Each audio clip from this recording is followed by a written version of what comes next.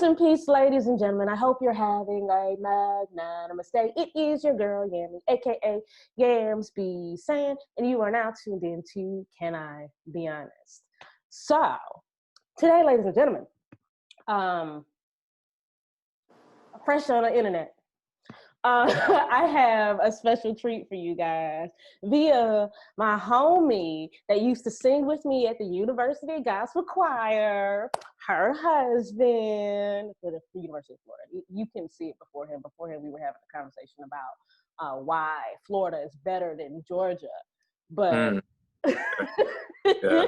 I'm gonna let you live on that one. I'm gonna let you live.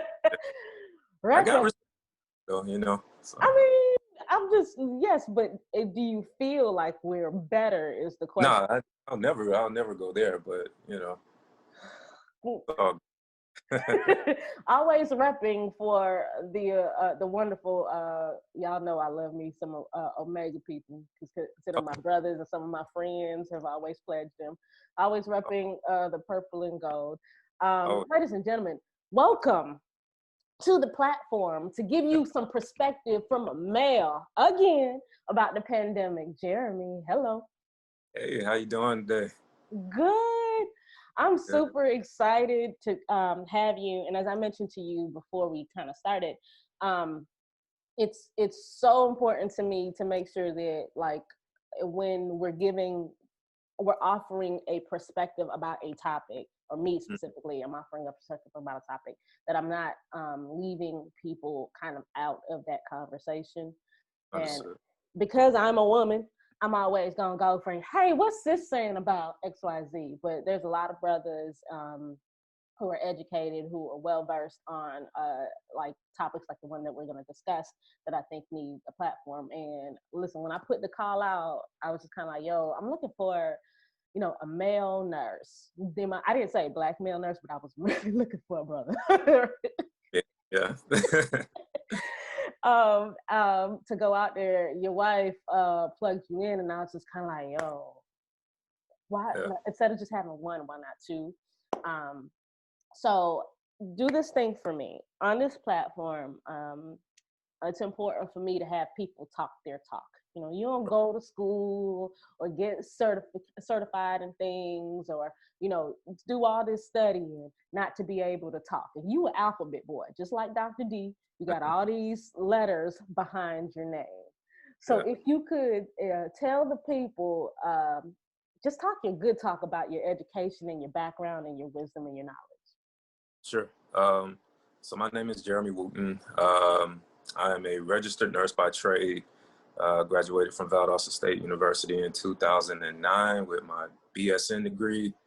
I practiced as a nurse. Well, I've been a nurse for about since 2009, so that's about 11 years now. I started out working in trauma ICU, like straight out of school. Did that for about 3 years, and then I went into travel nursing, like within critical care. So I started travel nursing in 2012, and I went to New York City for my first travel assignment, which was pretty cool. I'm originally from Macon, Georgia, so that's kind of like country Georgia. So go to New York was like a whole different world for me. It was a culture shock, but definitely a culture shock that was needed. I worked at NYP Columbia University Hospital up there and Memorial Sloan Kettering Cancer Center. So I did that for about 2.5, 3 years. Decided to move back down to Georgia. My daughter was born in New York City, so it was kind of cool saying, you know, she got a city, baby, you know what I mean? Yeah. But Shannon and I was like, man, we can't do this by ourselves, you know what I'm saying? It was just us up there. Cost of living was super crazy, and you know, we need more space, you know, now that we had a daughter. And so we decided to move back down to Georgia, but not to Macon, because we couldn't go from New York City to Macon. We needed like a little happy medium, so we moved to like the suburbs of Atlanta here in South Fulton. So moved back around 2015. Started working at the Cancer Treatment Centers of America in Newnan, Georgia, within the ICU there. And from my experience of working around cancer patients in New York City, that's how I kind of developed that passion for oncology practice. And I wanted to continue to work in that environment. So I moved back down here, started working at CTCA in Noonan. During that time, I'm like, man, I want to do more. You know, I've been a nurse for, at that point in time, probably about like 7, 8 years. And I had pretty much kind of seen it all, did it all, almost, you know what I mean? Especially in New York, I can imagine. Exactly, right? So I'm like, man, what's next? You know, so I'm really passionate about education, but I didn't really want to be an educator per se. And I always felt that I was a good leader and I had leadership skills, but I really didn't know how to tap into that coming from being a bedside nurse to going into nursing leadership. So I researched master's degrees in nursing, and clinical nurse leader actually popped up. And man, this is interesting. It's a relatively new role within the field of nursing, but it is a master's prepared nurse with a generalized base, like a knowledge base in a particular area. So my particular area is critical care. And so I'm like, man, this would be really cool to kind of be an educator and a nurse leader in one, without having to just be, all right, education is all that I do, because, you know, they do have master's degrees in nursing education. But I didn't really want to do that. So I applied to clinical nurse leader school at the University of West Georgia in Carrollton. And I got in there like towards the end, like fall of 2015, and finished that degree in 2018. And so graduated with my master's in nursing from there. During that time, I got certified as a critical care nurse with my CCRN certification. And that's like a huge certification for ICU nurses. For one, it just gives you, it speaks to your dedication to your craft. You know what I mean? Any certification that you get. Right. Your dedication to your craft, and it expands your field of knowledge, and it opens up a lot of doors for you. That particular certification is one of the certifications that's needed for like CRNA school, a lot of different schools, you know, advanced practice nursing schools, they look for that certification. So it was good having that underneath my belt. But like I said, I didn't want to be a CRNA. I never really felt the need to do that. You know, it just really wasn't my cup of tea. But like I said, I graduated with my CNL degree in 2018. I started working for WellStar Health System. After I left Cancer Treatment Centers of America, after I graduated, I started working for WellStar Health System, which is the biggest like health system here in the Metro Atlanta area. It has like 11 different hospitals throughout the metro area. But I started working in LaGrange, which is like down 85, like it's kind of in the country. But yeah, basically. Yeah, it's almost near Alabama. It's like closer to Columbus, almost going to the Alabama line. Yeah. But I started there because they didn't have any other open positions for clinical nurse leaders within the WellStar system. So it's like, you know, a lot of times you gotta do things that you're really not comfortable with doing to get where you really need to go. You know what I mean? In terms of, you know, I mean, I hated traveling that far. You know, I can imagine. But yeah, it's probably not as bad as having to go into the city also. Yeah. And so like, which was cool because like I said, this was going against traffic, you know, so away from it. So I never was in traffic, but it was just a long ride. It was 60 miles each way. Oh God. Yeah. But the good thing about it, and it's amazing how God works, like when I got there, it was always a great experience. And I really had a good time working there, and, you know, starting this particular role that I've never done before, being a clinical nurse leader. You know, it was good having a good leadership team there, like a nursing leadership team that kind of helped mold me and transition me into the role from being a bedside nurse to being an actual nurse leader, and kind of being a mentor to a lot of nurses. So that was cool. I stayed in that role for about like a year and some change. And then another role, well, not another role, but a new location opened up at WellStar Douglas. which is like 15 minutes away from me. Way So closer. yes, so I was like, man, yeah, I got to go there. And then it was cool because I was already familiar with that particular facility. That's where I did my CNL clinicals at. So everybody there knew me already. Oh, that's good. But, you know, they knew that they didn't have any particular positions for my role at that time, even when I was in clinical. But it was like, we'll keep an eye out for you. You know, just, you know, stay, do what you need to do. And then, you know, get within the system, get your foot in the door, and then hopefully something will open up. And it did. So I started working there last September as the clinical nurse leader for the ICU in that particular hospital. So, yeah, so that's kind of where we are now. You know, oh, well, currently I'm back in school. I decided to jump back in again. Come on, alphabet boy. Come on, tell us. But this particular time, I actually wanted to be a provider. I wanted to actually jump into mental health nurse practitioner school, which was it was kind of a no-brainer for me at this particular point in time, just because you know, 2020 has been such a detrimental year, and such a year of, you know, trials and tribulations for everyone. I actually started this year out, you know, really taking my mental health serious and seeking therapy for my own self. Wow. And so that actually happened like towards the end of January, February, when I started going to therapy. And man, I loved it. I look forward to it literally every other week that I was going. And then the pandemic hit, and then, you know, a slew of everything happened. And, you know, during therapy, I actually developed a lot of tools to kind of help cope with a lot of things that I go through within life. So going to therapy actually prepared me for the pandemic, I guess you could say. Well, let me ask you this before Yeah. you kind of go deeper into that. Mm-hmm.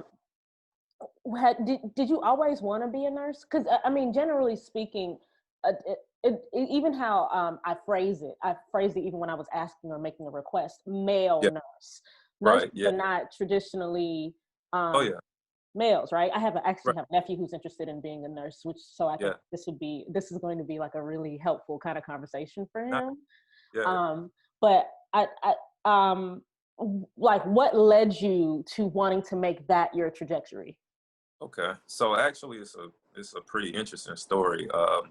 I actually was going to Valdosta State for football initially.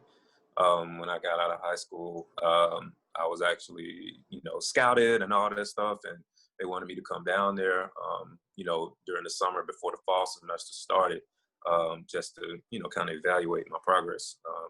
And so during that time when I was supposed to go down there, my grandmother fell ill. I had to kind of forego that process to go to Valdosta at that particular time for scouting purposes. And I stayed home to help my mom take care of her. Long story short, she ended up being on home hospice to the point to where we had like the hospital bed, all that stuff, like in our living room. Right. So throughout that time, her home health nurses would come by. They would help kind of, you know, they would help us change her. They would help us, you know, kind of take care of her wounds, you know, make sure that she's getting the right medications and things like that. And my grandmother in herself was a labor and delivery nurse. Oh, wow. Yeah, so it's kind of almost a little bit in my family, but she was actually the first person who I knew, like, personally as a nurse. Yeah. So, like I said, anyhow, the home health nurses would come by. They would just show so much compassion and so much empathy to us and our situation. I mean, complete strangers.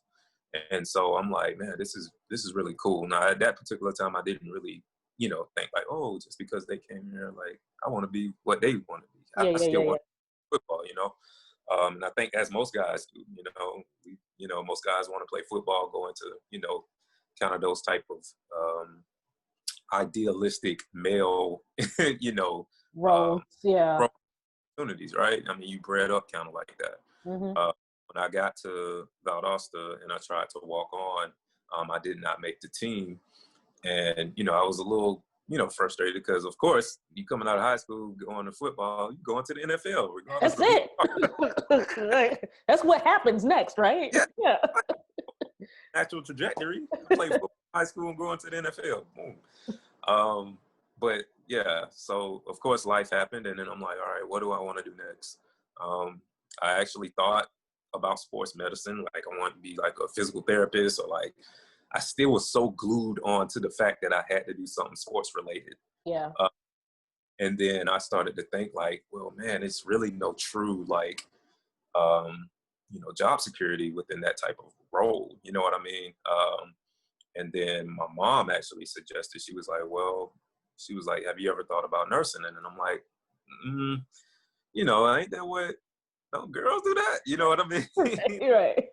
And this was only in 2003 when I started college. So, I mean, it was long ago, but it wasn't that long ago. It really wasn't, right?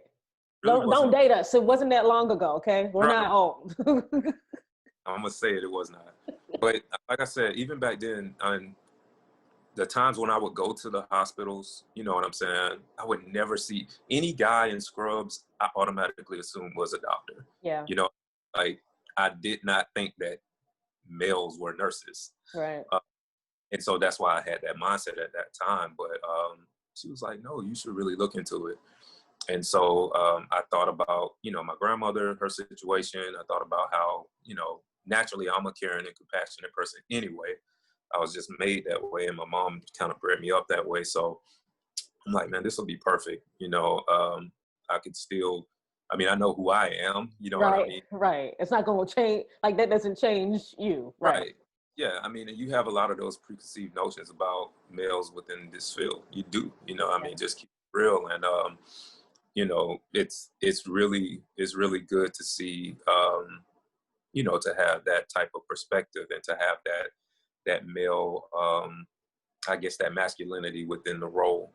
Mm-hmm. No, I did not always want to be a nurse, but when I sat down and thought about it, I'm like, man, this just makes sense for me. It's kind of who I am innately already. So why not just, develop a profession out of that person who I already naturally am. And you've obviously taken that to a different level. I love that. I really love that. It's not opposites. I'm trying to be careful with my verbiage because I don't want to be perceived, but it's something that I'm ignorant in. I have, my sister is a nurse practitioner, so I'm familiar with nurses. I'm Haitian. So kind of like the top 5 career choices are like a doctor, lawyer, nurse, teacher, nurse, you know what I'm saying? So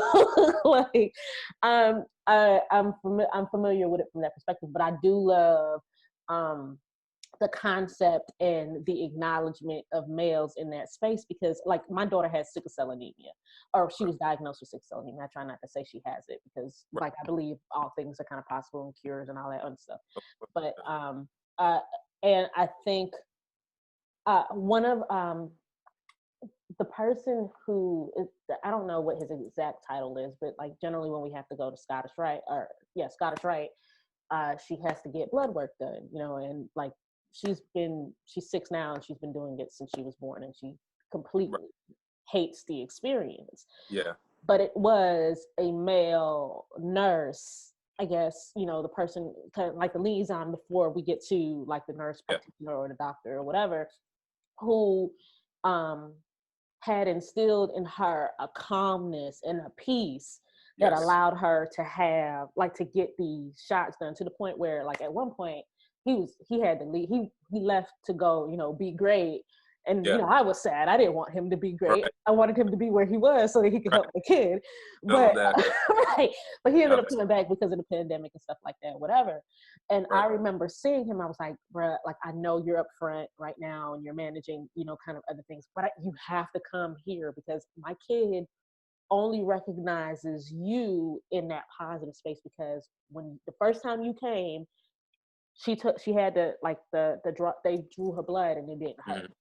And I recognize that as being a significant importance in having both kind of a male and a female experience in these spaces, because she saw she saw that situation and recognized him as peace. Okay.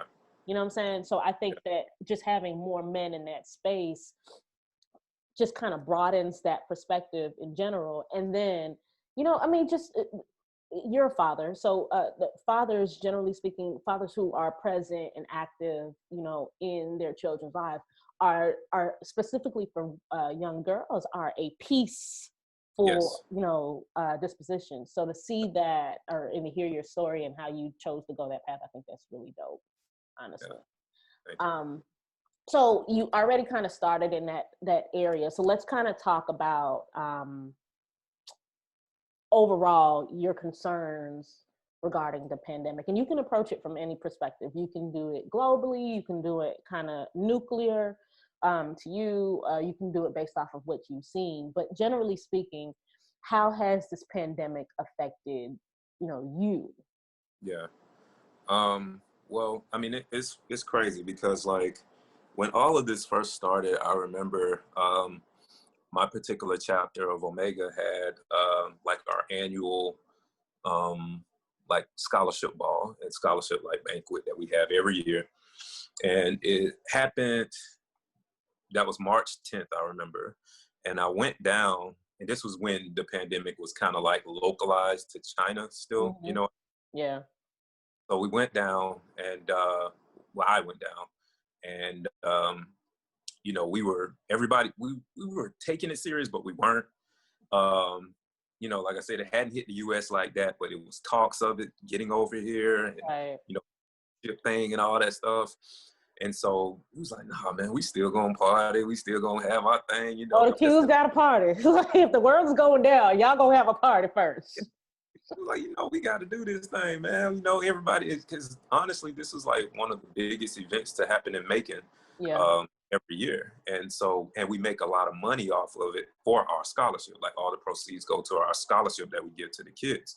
And so it's a very pivotal and important, you know, event for us. So I myself, even being a care provider and a nurse and a healthcare professional, I was just like, man, okay, you know what I mean? Like, this is not real, or Right. not. It's not going to be something that's like that. You know what I mean? It's not going to be what they're making it out to be. Right. So we had our event. Of course, we had more like hand sanitizers and stuff like that around the place, but You were taking precaution, but you still was going to party. yeah. You know, we still partied. It really was not, and this was before guidelines were even like out there like that. You know what I mean? So nobody knew what social distancing really meant. We just knew that they telling you to wash your hands and all that stuff. So, you know, nobody asked or nothing like that. And so we had that event.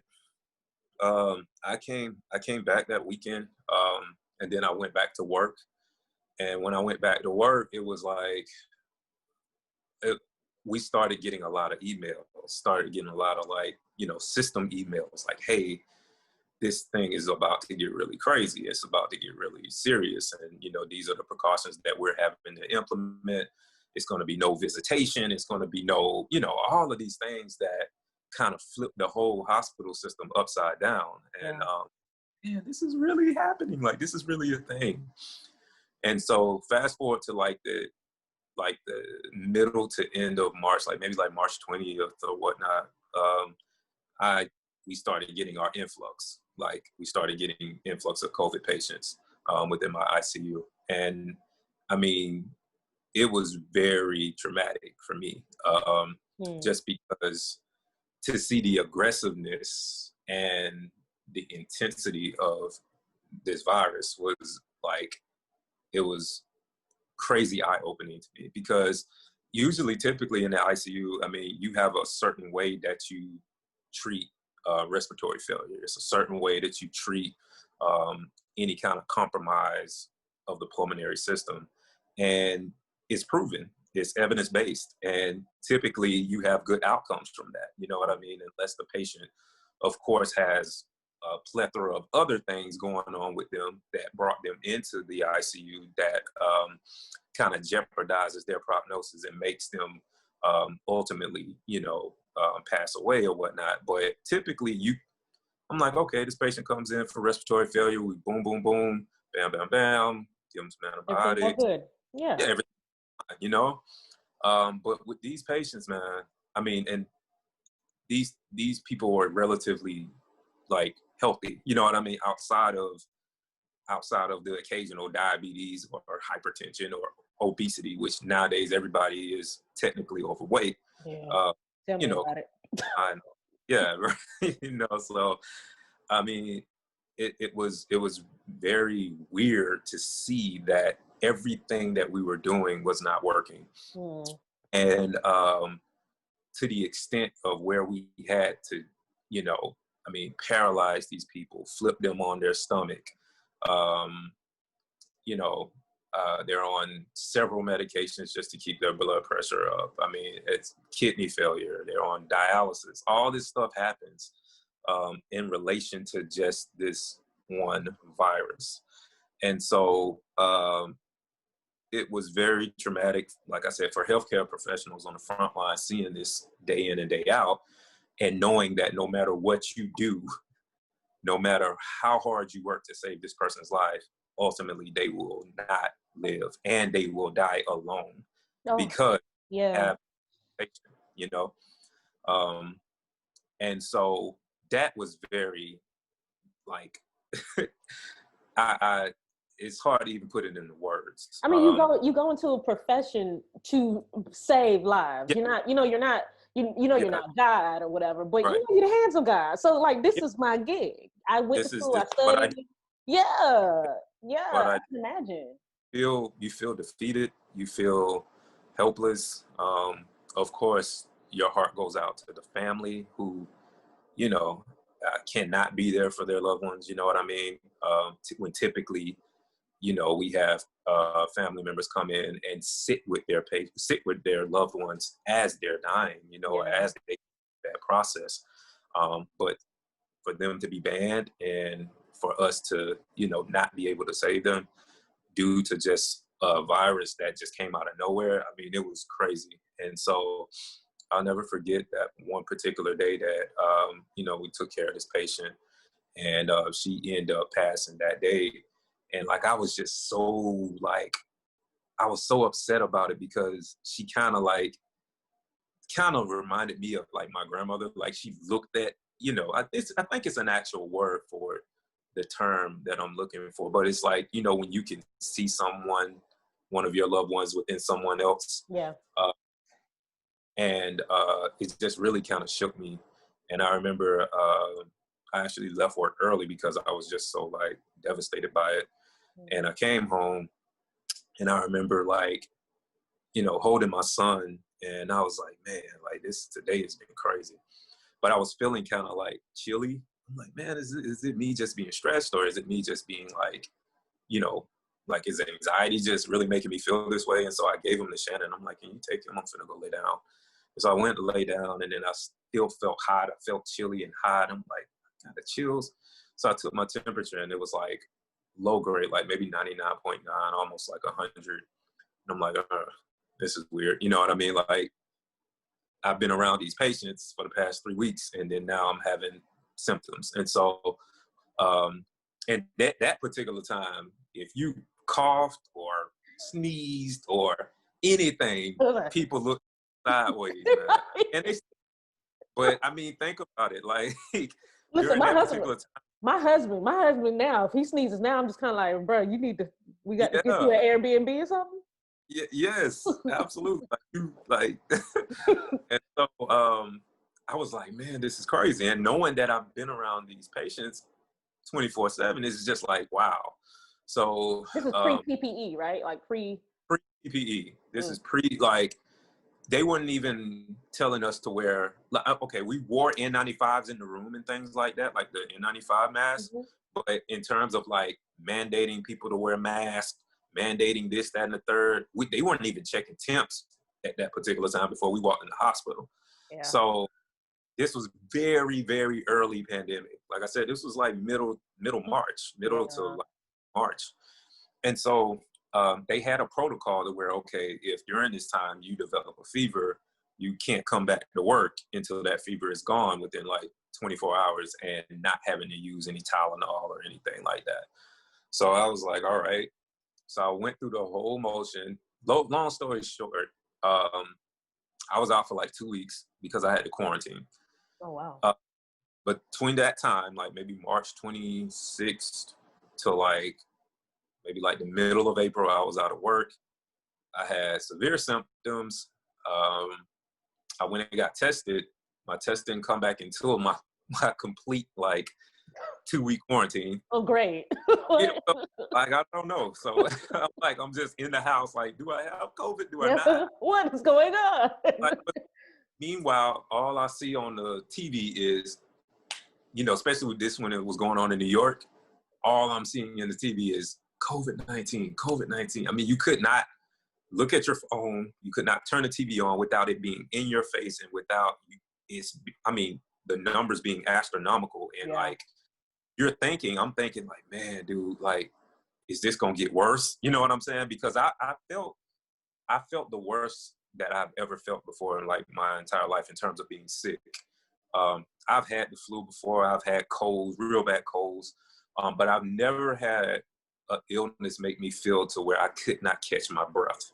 Yeah. And I've never had any kind of respiratory issues ever. Like, I work out fairly decent. I run a lot. So I'm always able to take a big inhale and a big exhale. Like, I'm always able to catch my breath and feel my lungs expand. And that relief that you have from taking a big, you know what I mean? Yeah. I didn't have that feeling for 2 weeks. And it kept me on edge because I'm like, what's going on inside my body? This was during the time, like I said, that even getting a test was like an act of God. You know what I mean? Yeah. The tests were only reserved, I felt like, it for celebrities, athletes, politicians, you know what I mean? So I had to jump through hoops just to get tested. And the only worker having to jump through hoops, like, bruh, you need me. Exactly. So long story short, like I said, I ended up getting tested. I had to wait, 2 weeks?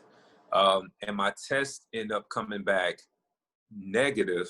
But when I talked to my infectious disease doctor at our hospital, he was telling us that those initial batch of tests had such a high false negative rate that if you were experiencing any kind of symptoms during this particular point in time, he would suggest that you move and act as if you are positive. And 9 times out of 10, you are positive, but depending on the viral shedding and the way that they get the test, you know what I mean? It was such that high false negative rate that you couldn't really accurately prove if a person is positive or negative. Right. This is what bothers me about this kind of conversation, because for something like that, it's not scientific. It's political, right? Right. So and then, like, for me, I was like, I told you I was Haitian, so I always bounce back to the place that makes me angry. So it's kind of like, you guys are giving us these, like, this. We had something in position to help test these things so that this wouldn't be an issue, but Orange guy took it out. When Orange guy took it out, he left the whole world open to literally die. Right. He was sitting on the news, like, he clearly. I mean, I'm not a person who studied medicine. I can't even look at blood really good. But if you were looking at him during the early stages of it, this man was not looking good. No. And I had I actually had some of the same symptoms that you had. I've had the flu before. I've had a bad cold before. Yeah. But when I tell you, your girl was down, couldn't smell, couldn't taste. Yeah. Chilly, going from chilly to hot, and still operating like I was out, I ain't no telling how many people I exposed. And see, that's the thing.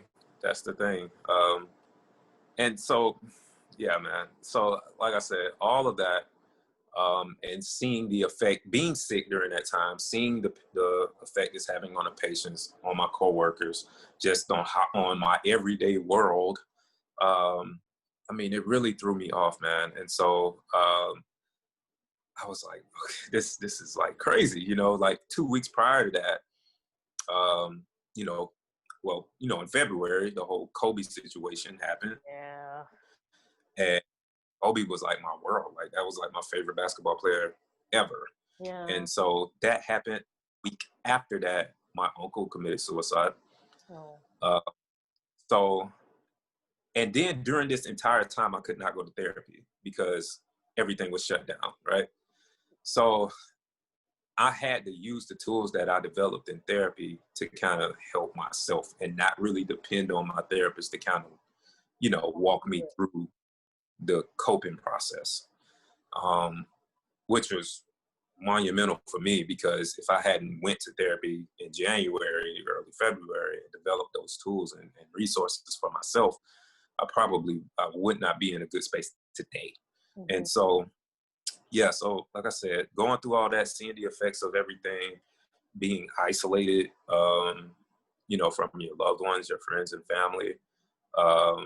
And then too, with me being a frontline worker, and Shannon and I go through this often, which, you know, today will actually going to be our first kind of day being around friends, really. Like, since all of this, honestly. And you go through those stages of, man, am I being paranoid?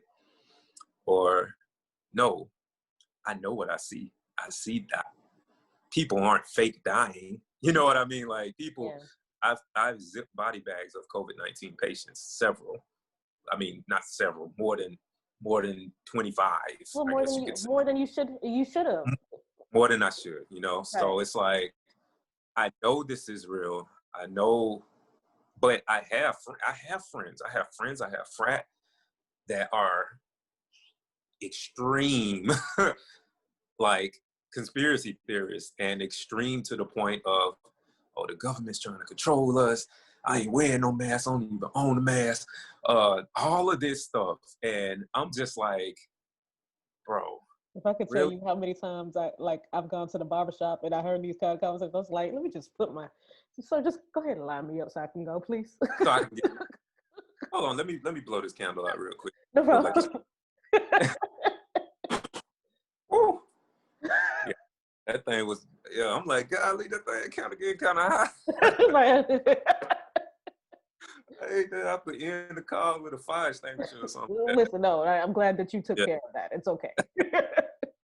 Yeah, but yeah, like I said, man, I haven't visited my family. I mean, like my mom stays down the road from me, and so when all this first happened, and she's in healthcare too, so she visits various facilities. She manages like outpatient dialysis clinics, so she visits various facilities. So she's always out and about, in and out of different facilities. So. Yeah.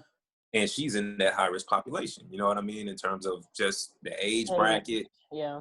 I know the type of health issues my mom has, so it's like I've been protecting myself from her, you know what I mean? Well, not from her, protecting her from me. Right. And it hurts. It hurts having to wear a mask around people who you loved and kind of, you know, we just can't touch today. I know, I get it. Yeah, so I think that's one of the main things that has really kind of played a part in people's mental and emotional well-being throughout this whole thing. It's just that feeling of isolation and that feeling of, you know, what do I do? Am I doing the right thing? Am I doing the wrong thing? Am I too gung-ho on this? Like, am I being overzealous, or am I really being paranoid? Like, do I have paranoia now? Right. But like I said, when you work on the front lines and you see this every day, you know it's legit. You know the things that people go through. And then especially after being sick, I'm like, dude, I know. But you're also a father too. So let me, so my husband at the beginning of the pandemic-ish, like when they were talking about it, my husband is the kind of cat that has CNN on just for no reason, which I don't, we both have, like I have a 10-year law enforcement background. My husband has like a 15-16-year law enforcement background. So like there's this constant exposure to kind of things that are not good, kind of thing, that generally would make you numb. Generally speaking. So like you become desensitized, especially you working in your field. I'm sure you know that.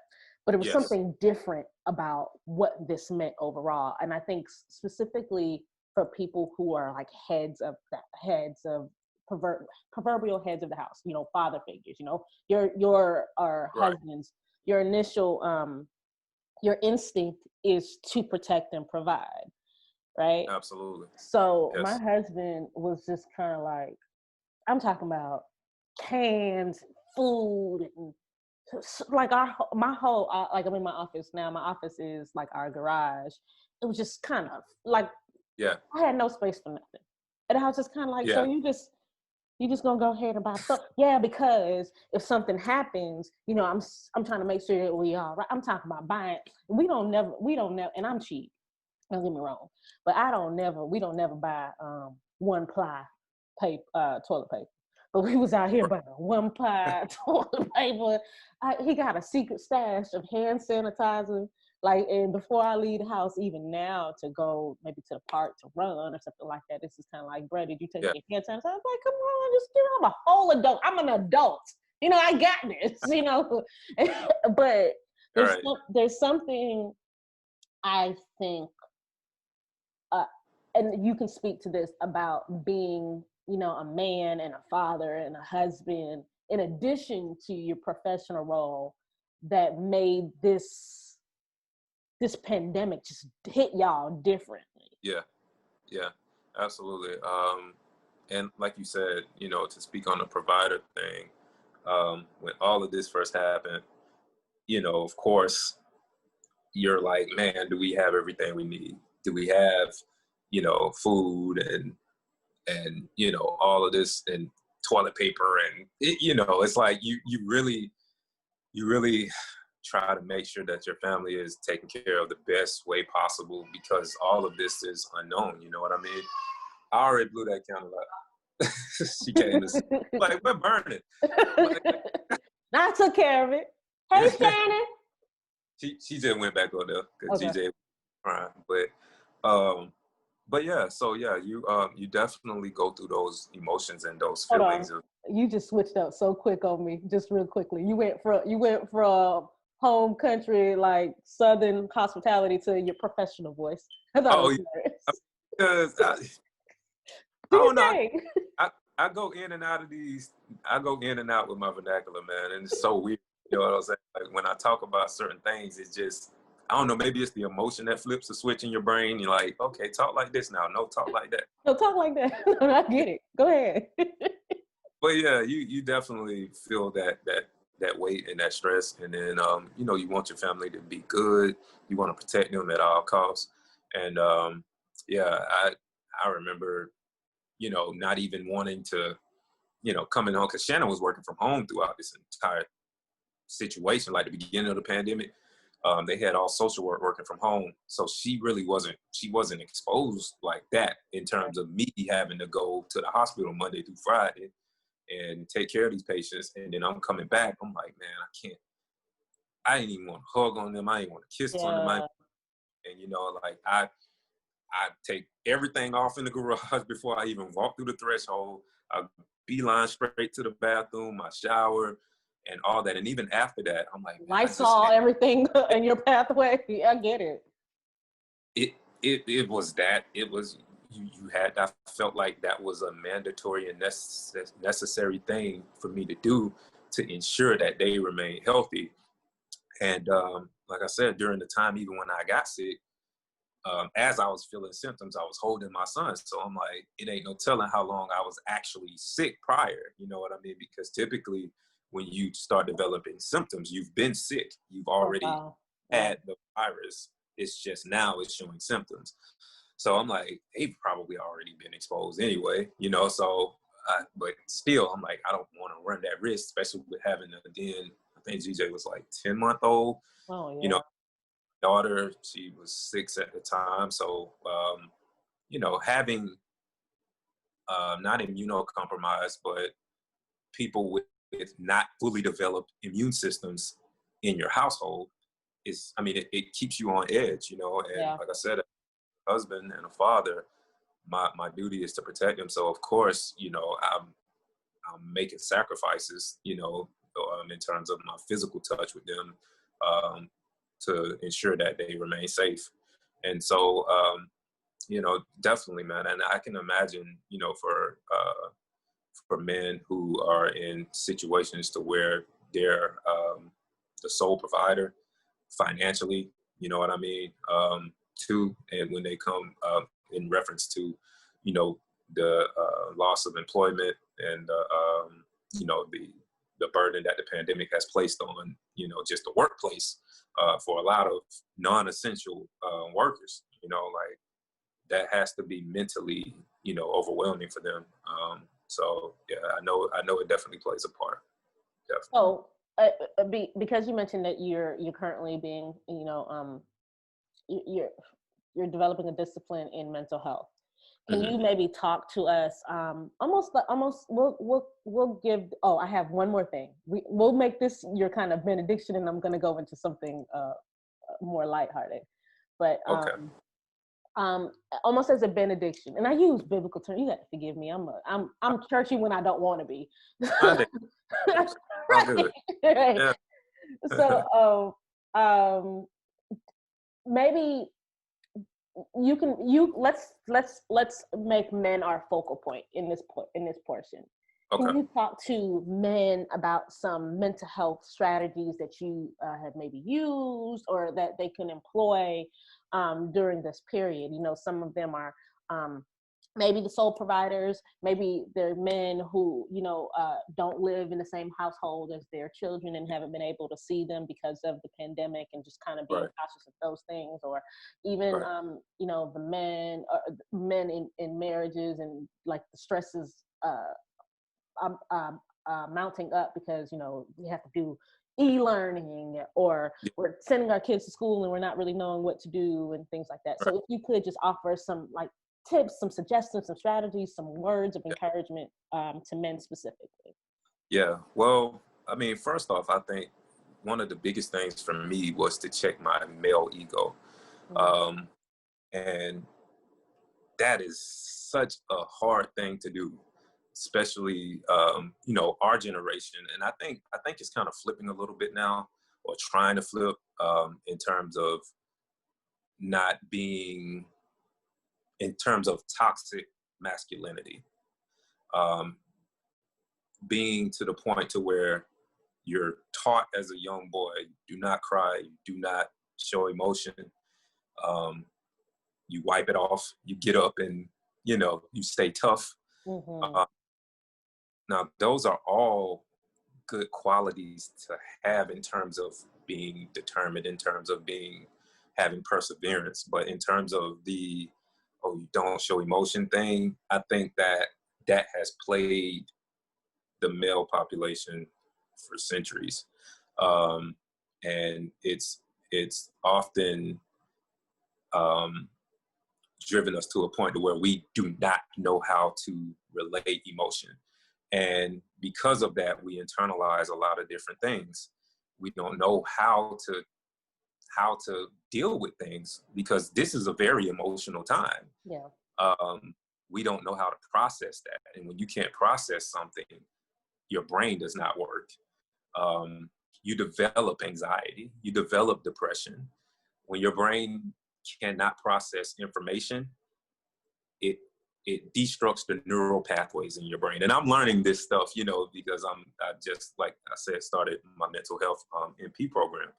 But when the neural pathways in your brain are disrupted and you can't process information, you develop things like anxiety, depression, a lot of the other mental health disorders that come along with those altered neural pathways. So to combat that, I think it's very important to be open. Find someone you can talk to. If you can't talk to your spouse, find a best friend. Man, sometimes I talk to myself. You know what I mean? Like, literally, I'll flip the camera on and just like record myself talking to myself. If you can't reach out to someone, typically we all have someone who we can trust with, just laying it out all on the table and being completely transparent with about struggles and things like that you may deal with in life. But I think having that person is pivotal and key to just taking the weight off of you. And like I said, being transparent and being open about some certain situations that you may face, and knowing that, hey, someone else is going through the same thing, you know, so you don't necessarily feel alone with it. So for one, I think taking that time out to be transparent, to definitely find that person that you can talk with. I said, talk to yourself if you can't. Number two, definitely take care of yourself, physically and mentally. I wake up every day, but it's just because I'm on a routine. I wake up every day at like 3:30, and I'll work out from like 4 to maybe like 5. So I make that a necessary habit for me, just like using the bathroom, eating, sleeping. Like that's a part of my daily routine, because it gives me that opportunity to work on myself and to blow off some steam that I have not had a chance to blow off. Like a lot of people, and I know that that was a big thing during the initial part of the pandemic when gyms were shut down. I mean, the gym that's a lot of people's safe haven. You know what I mean? In terms of, man, I'm just gonna go work out, blow the steam off or whatnot. And you know, that's a release for me.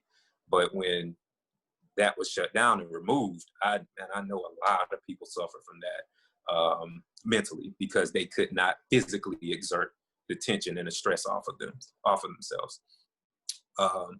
But I mean, it's more ways to work out than just going to the gym. You can just, you know, knock out some push-ups or do some sit-ups. I mean, I don't go to gyms at all. We set up our garage as like a home gym. But I mean, all you need is space and opportunity, man, and dedication for that, and to make it important. You know, because you make something important, you'll definitely make sure that you do that act more frequently and on a routine.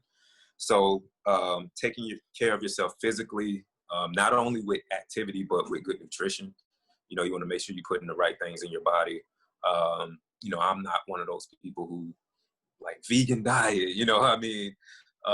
Because it's research on all types of diets. You know, I would just say the basics, you know, try to avoid too much alcohol, too much caffeine, too much sugar, too much of anything. Yeah. You know what I mean? You want a balance, because eating too much healthy food will make you fat. You know what I mean? So it's like, you just want a balance, a balanced nutrition. Boom, there we go. You know, having that, like I said, so just to recap, definitely finding that one person that you can talk with, if not talk to yourself, staying physically active, taking that time to, you know, dedicate to your physical activity. And I'm sure your significant other should be okay with that. You know, you taking an hour or two out the day to just kind of focus on your activity, because ultimately that's going to make you a better person, you know, both physically and spiritually and mentally and emotionally. So having a good balanced diet. And then also, man, finally, just taking the pressure off. You know, I mean, we're living in like very unfamiliar and very strange times right now. So the stuff that you might normally be used to doing and getting done in a day might not happen, and that's okay. You know, a lot of times, you know, when we do, like, especially prior to the pandemic, if you were achieving a certain level of something or a certain level of success, or, man, I got all this done and the house is clean and all this, my car clean, all this stuff every day, you know, man, a lot of that stuff is not going to happen now. You know what I mean? Yeah. And it's okay. That's all right. You know what I mean? You have to just wake up and set one goal for today. You know what I mean? If you can achieve one goal per day and just leave it at that, and be happy if you don't achieve it, but be happy with the progress towards it. You know what I mean? Be happy that you even had the mentality to set a goal for yourself. You have to be kind to yourself in these times, because if you place too much pressure on yourself, you know, throughout these uncertain times, man, you would be setting yourself up for failure, because a lot of things that you normally would be, would have done, or, have achieved or have gotten done, it's not happening. You know what I mean? I tried. I'm a neat freak, and so I'm running around trying to clean stuff, especially with a freaking 14-month-old now. It's like I just gotta stay clean. Yes, I gotta, and that's something that I just have to learn to accept. And I'll get to it when I can. You know what I mean? So long as you're not obviously living in the field. But little stuff like that, man. I mean, you just have to be kind to yourself. Certain goals that you normally would have achieved might not happen during this time, and that's okay. So I think my last thing would be to just take the pressure off. Just be happy to wake up, man. I mean, right now, it's not a lot of people are doing that. Yeah. So for you to have the opportunity to, wake up and be better than what you were before, that's a blessing in itself. So that's really good. But you was kind of on a Sunday. You was giving the free word. Hello. So something a little lighter. For those of you who may not know, Geremy went viral. Oh yeah. Well, we're gonna talk about it. Why not? Give the people what they want. Talk about how you felt about being viral via the Shade Room, please. It's so funny because I didn't even know what the Shade Room was, dude. I promise you. It's so funny because this actually happened on my hooding ceremony when I graduated. I remember walking out of the ceremony, and then my phone was just like it was just, I had my phone in my pocket and it just kept going off. I'm like, what the heck? And my sister was calling me, and I had like 10 missed calls from my sister. And I'm like, oh God, like what's something that happened? I'm like, what don't happen? And so I called her immediately. I'm like, man, what's wrong? She was like, bro, you on Shade Room? I'm like, what? She was like, you on the Shade Room? I'm like, what is the Shade Room? She was like, what? I'm like, what? And so it was just this miscommunication. Because she don't understand why I don't know what the Shade Room is. I don't understand what the Shade Room is. So she, so she was like, go to Instagram and look at your page or whatever. And so I went, and then I saw it, and I was like, wow, this is pretty cool. You know what I'm saying? Yeah.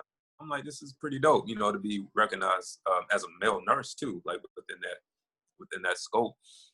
And yeah, man, I mean, it was cool, and it's so funny because I've always, and I still go through this, honestly, to be honest, I've always had like self-confidence issues, and and I think that just really stemmed from me being obese as a child, and growing up as the fat kid, and kind of being on the wrong end of the ridicule throughout, ultimately, really the majority of my childhood, adolescence, and then even on into early adulthood. So not really being able to process that, and not really understand why I went through those things. It really just kind of, even to this day, created like a false sense of like I guess self-awareness that I have about myself. Like even people can tell me, oh man, you look great, you look this, I'm so proud of you that you've achieved this, that, and the third, or man, you motivate me to do this, or I still feel some days, it's better now, but because I've developed ways to handle it and to process it. Right. But I still feel like I'm that 300-pound guy. You know what I mean? I look in the mirror and I still feel that way. I look in the mirror, or I think about certain things that I haven't achieved, and I'm like, man, I should have done that by now. You know what I mean? Or why haven't I got to this? Or why I don't have that? So, like I said, it's all a processing game with this, and to see that actually gave me a really big boost of confidence. You know what I mean? I'm like, man, like this is really cool to see, and to be able to go from being like this, the fat guy, to this. It is just really kind of like a complete 180 for me. So it was really cool. I've worked with a lot of different like brands and since then and everything. And I've always worked with Cherokee uniforms, but they were one of the brands that I worked like consistently with. Considering that they were one of like the top scrub brands within the healthcare industry. So I've worked closely with them, some beer companies and stuff like that. So it was cool, man. I mean, I think it was like I said, just a moment to kind of pat yourself on the back, like, yeah, man. So I think we all need that. I think we all need that self-recognition sometimes. So listen, I get it. When you talk about you see yourself as the bigger person as opposed to what you look like now. I still see myself as the 100-pound person that I went to UF with. I mean, I'm not her, and I think honestly in some ways, I'm not taking away from the fact that the pandemic has been terrible, but in some ways, the Lord saved all of you people, because I was on the road to getting back to at least to my 20 when I was what I looked like when I was 25, which means that I was going to be all the way naked, and my husband wasn't really feeling that. So I mean, the good Lord said the pandemic just made me moderately chunky still, and it's okay. It's okay. Yeah.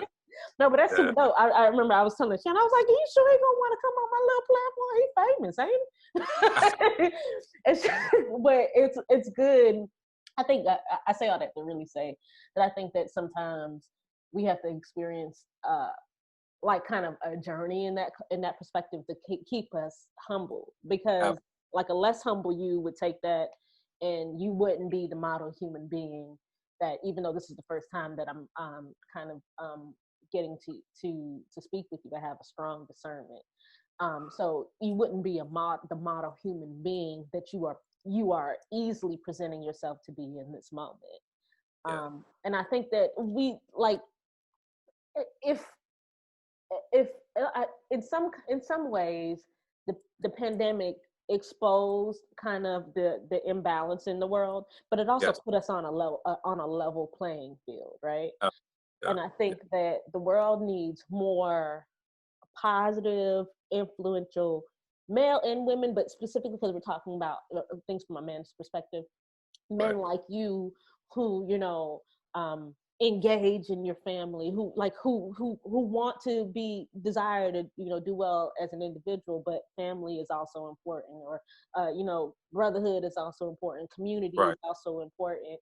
And as opposed to somebody who would have took the same opportunity that you had, just made it I don't know, just made us not really like them. I don't know how else to say it.